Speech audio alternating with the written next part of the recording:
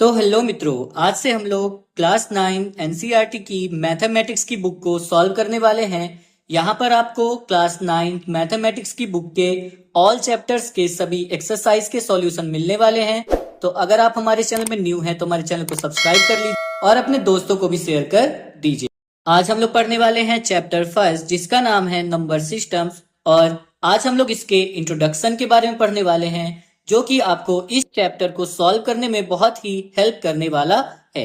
तो सबसे पहले हम लोग जानने वाले हैं रियल नंबर्स के बारे में। तो आपको याद रखना है कि जो रियल नंबर्स होते हैं उनके अंदर नेचुरल नंबर आता है, होल नंबर्स आते हैं, इंटीजर्स आते हैं, रैशनल नंबर्स आते हैं और हमारे इरेशनल नंबर्स आते हैं। लेकिन हमारे जो 9th है उसमें हमें रियल नंबर्स के अंदर केवल रैशनल नंबर और इरेशनल नंबर के बारे में हमें पढ़ना है।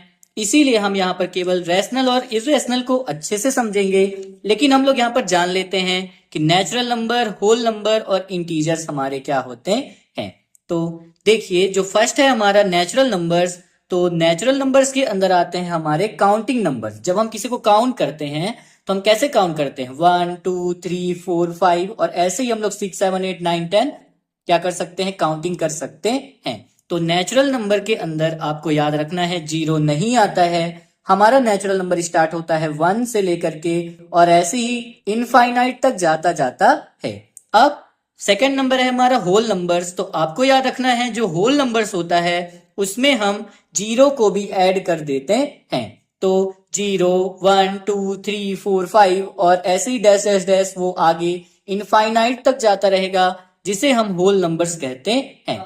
थर्ड नंबर आता है हमारा इंटीजर्स। तो इंटीजर्स के अंदर हमारा जीरो भी आता है और जितने भी पॉजिटिव नंबर्स हैं 1 2 3 4 5 एसो ऑन, और जितने भी नेगेटिव नंबर हैं -1 -2 -3, ये सभी इंटीजर्स के अंदर आते हैं। अब आ जाते हैं हम लोग रियल नंबर्स के बारे में, जिसके अंदर हम लोग रैशनल नंबर और इरेशनल नंबर को पढ़ने वाले हैं। तो सबसे पहले हम देखेंगे रियल नंबर्स किसे कहते हैं। तो collection of real numbers is made up of rational and irrational numbers. तो जो रियल नंबर का जो कलेक्शन होता है वो रैशनल और इरेशनल नंबर से मिलकर के बना होता है। तो अब हम जान लेते हैं सबसे पहले रैशनल नंबर क्या है, उसके बाद हम जानेंगे इरेशनल नंबर क्या है। फोर्थ नंबर है हमारा रैशनल नंबर। तो rational number a number which is in the form of p upon q where q is not equal to 0। तो रैशनल नंबर्स ऐसे नंबर्स होते हैं जिन्हें हम p अपॉन q के फॉर्म में रिप्रेजेंट कर सकते हैं। अब p अपॉन q का मीन्स होता है न्यूमरेटर और डिनोमिनेटर, या फिर हम ये कह सकते हैं कि जिन नंबर्स को हम फ्रैक्शन के फॉर्म में लिख सकते हैं उसे हम रैशनल नंबर्स कहते हैं। बस आपको याद रखना है कि q is not equal to 0 होना चाहिए, मतलब जो डिनोमिनेटर है इसमें हमें 0 नहीं होना चाहिए। आइए हम कुछ एग्जाम्पल से समझते हैं कि रैशनल नंबर किसे कहते हैं। जैसे ये 5 अपॉन 4 लिखा है, तो देखिए 5 किसका काम करेगा? p का, और अपॉन में ये जो 4 है वो किसका काम कर रहा है? q का।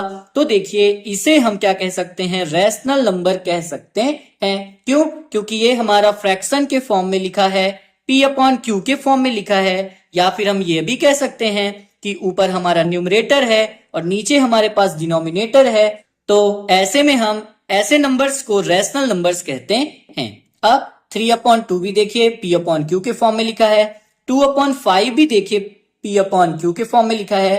अब हम लोग जान लेते हैं कि क्या 0 जो है वो भी हमारा रैशनल नंबर है।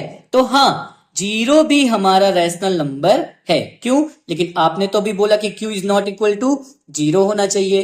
तो आप जरा अच्छे से देखिए, ये जो 0 है वो कहाँ लिखा हुआ है? ऊपर लिखा हुआ है, मतलब ये न्यूमरेटर का काम कर रहा है। इसके डिनोमिनेटर में कुछ नहीं है, तो इसके डिनोमिनेटर में हम क्या लिख सकते हैं? 1 लिख सकते हैं। तो देखिए इसमें भी हम लोग इसे p अपॉन q के फॉर्म में रिप्रेजेंट कर दे रहे हैं, और जो q है जो कि डिनोमिनेटर है, उस डिनोमिनेटर में हमारा 0 नहीं है, उस डिनोमिनेटर में क्या है? हमारा 1 है।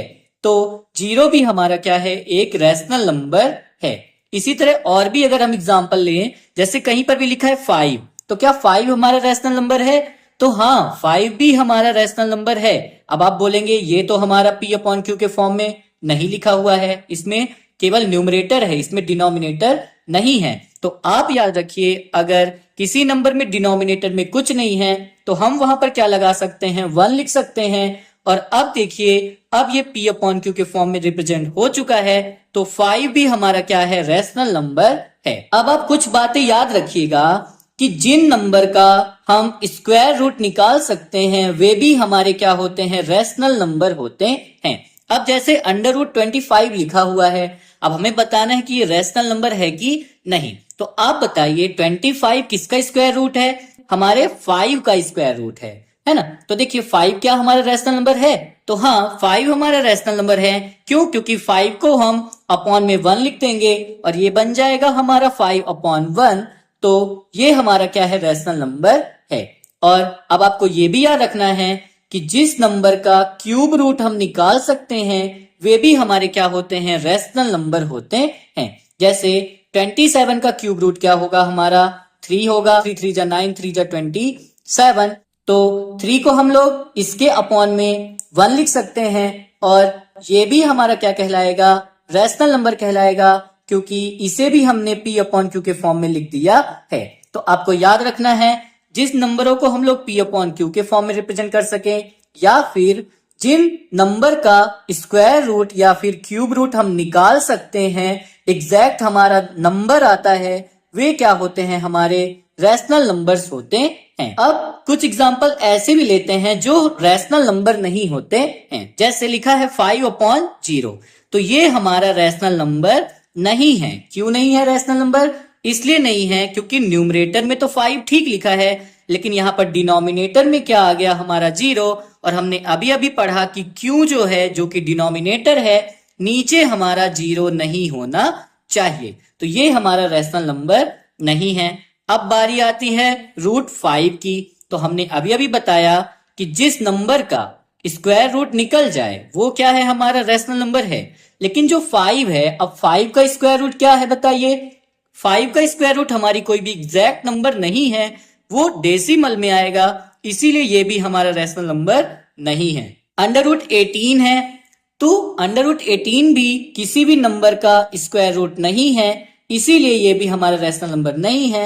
अब देखिए क्यूब रूट 50 लिखा हुआ है, तो हमने अभी भी पढ़ा है कि जिस नंबर का क्यूब रूट हम नहीं निकाल सकते हैं वो हमारा रैशनल नंबर नहीं है, इसलिए ये भी हमारा रैशनल नंबर नहीं है। आई होप आपको यहां तक समझ में आ गया होगा। अब जब हम रैशनल नंबर को डेसिमल फॉर्म में लिखते हैं, डेसिमल फॉर्म का मतलब होता है, जो भी हमने एग्जांपल लिया है, जब हम इसे क्या करेंगे, डिवाइड करेंगे, तो हमें डेसिमल में क्या होगा, आंसर ऑब्टेन होगा। तो जब भी हम लोग रैशनल नंबर को डेसिमल फॉर्म में क्या करते हैं, रिप्रेजेंट करते हैं, तो आपको याद रखना है जो रैशनल नंबर्स होते हैं आर टर्मिनेटिंग और नॉन टर्मिनेटिंग रिपीटिंग। जो रैशनल नंबर्स होते हैं या तो वे टर्मिनेट हो जाते हैं, मतलब जब हम डिवाइड करेंगे तो या तो ये पूरा का पूरा क्या हो जाएगा, कट जाएगा, और नॉन टर्मिनेटिंग रिपीटिंग, या तो हमारा क्या होगा, वो पूरा का पूरा नहीं कटेगा, पर डेसिमल के बाद एक ही तरह की नंबर बार बार आएगी। तो यहां पर हम लोग एग्जाम्पल से समझेंगे कि टर्मिनेटिंग और नॉन टर्मिनेटिंग रिपीटिंग क्या है। लेकिन आपको याद रखना है जो टर्मिनेटिंग वाला डेसिमल फॉर्म होगा और जो नॉन टर्मिनेटिंग रिपीटिंग वाला डेसिमल फॉर्म होगा वो किसके अंदर आता है, रैशनल नंबर्स के अंदर आता है। तो आइए हम लोग समझते हैं टर्मिनेटिंग के बारे में। तो यहाँ पर हमने एक एग्जाम्पल ले लिया है जो कि है हमारा 5/4। अब हम इसमें क्या करेंगे, हम इन्हें डिवाइड करेंगे, और डिवाइड करने पर अगर ये पूरा नंबर हमारा क्या हो जाता है, कट जाता है, तो ये हमारा क्या होगा, टर्मिनेटिंग कहलाएगा। और अगर ये नंबर हमारा डिवाइड नहीं होता है, वही सेम नंबर बार बार आएगी, तो वो क्या कहलाएगा, नॉन टर्मिनेटिंग रिपीटिंग कहलाएगा। तो 5/4 का मतलब होता है 5 को हमें 4 से डिवाइड करना है। अब देखिए 4 का टेबल हम इतनी बार पढ़े कि या तो 5 आ जाए या तो उससे कम ही आए। तो 4 1 जा 4, इसको क्या करेंगे हम, माइनस। तो 5 में 4 को माइनस किया तो क्या आ गया, हमारा 1 आ गया। अब देखिए कुछ भी यहाँ पर हमारे पास उतारने को नहीं है, तो हमने यहाँ पर लगा दिया पॉइंट। पॉइंट लगाने के बाद हमें हर बार एक जीरो लगाने की पावर आ जाती है, तो हमने यहाँ पर एक जीरो लगा दिया। अब 4 का टेबल हमें इतनी बार पढ़ना है कि या तो 10 आ जाए या फिर इससे कम ही आए। तो 4 2 जा क्या हो जाएगा, यहाँ पर हमारा 8, 10 में जब हम 8 को माइनस करेंगे तो आ जाएगा हमारा 2।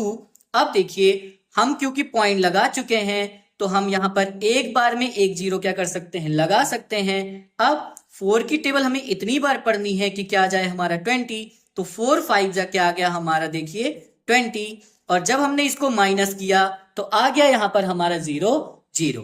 तो आप देख रहे हैं जब हमने 5 में 4 से डिवाइड किया तो उसका आंसर आ रहा है 1.25। तो देखिए ये पूरा का पूरा हमारा डिवीजन जो था वो क्या हो गया है, कट गया है। जो रिमाइंडर था वो हमारा क्या आ चुका है, 0। तो जब भी हम डिवाइड करें और हमारा जो डिवाइड है वो क्या हो जाए, पूरी तरह से समाप्त हो जाए, तो वो क्या कहलाता है, टर्मिनेटिंग कहलाता है। अब हम जानने वाले हैं नॉन टर्मिनेटिंग रिपीटिंग के बारे में। तो हम बता ही चुके हैं कि नॉन टर्मिनेटिंग मतलब ये डिवाइड कटेगा नहीं, लेकिन पॉइंट के बाद बार बार वही नंबर क्या करेगी, रिपीट करेगी, तो हम उसे नॉन टर्मिनेटिंग रिपीटिंग कहेंगे। तो आइए इसे भी हम क्या करते हैं, सॉल्व करते हैं। इसके लिए हमने ले लिया एग्जांपल 10/3। तो 10 में हमें 3 से डिवाइड करना है। तो देखिए 3 की टेबल हमें इतनी बार पढ़नी है कि क्या जाए, 10 आ जाए या तो उससे कम ही आए। तो 3 3 जा क्या आ गया हमारा यहाँ पर 9। जब हमने माइनस किया तो क्या आ गया यहाँ पर हमारा 1। अब कुछ भी यहाँ पर हमारे पास उतारने को नहीं है तो हमने यहाँ पर लगा दिया पॉइंट। पॉइंट लगाने के बाद हमारे पास एक जीरो लगाने की पावर आ जाती है। अब 3 का टेबल हम कितनी बार पढ़े कि क्या आ जाए, 10 या तो उससे कम। तो 3 3 जा आ गया हमारा यहाँ पर फिर से 9। फिर से जब हमने माइनस किया तो यहाँ पर क्या आ गया हमारा 1। अब क्योंकि हम यहाँ पॉइंट लगा चुके हैं तो हम हर बार एक जीरो क्या कर सकते हैं, लगा सकते हैं। तो फिर से हम 3 की टेबल इतनी बार पढ़ेंगे क्या आ जाए 10 या तो उससे कम आ जाए। तो 3 3 जा क्या लिखेंगे, फिर से यहाँ पर हम क्या लिखेंगे 9 लिखेंगे और 10 में 9 को माइनस करेंगे तो क्या आने वाला है हमारा 1 आने वाला है। तो आप देखिए हर बार हमारा 1 1 1 आता जा रहा है और यहाँ पर ये जो 0.33 है वो इसी तरह आगे आता जाएगा।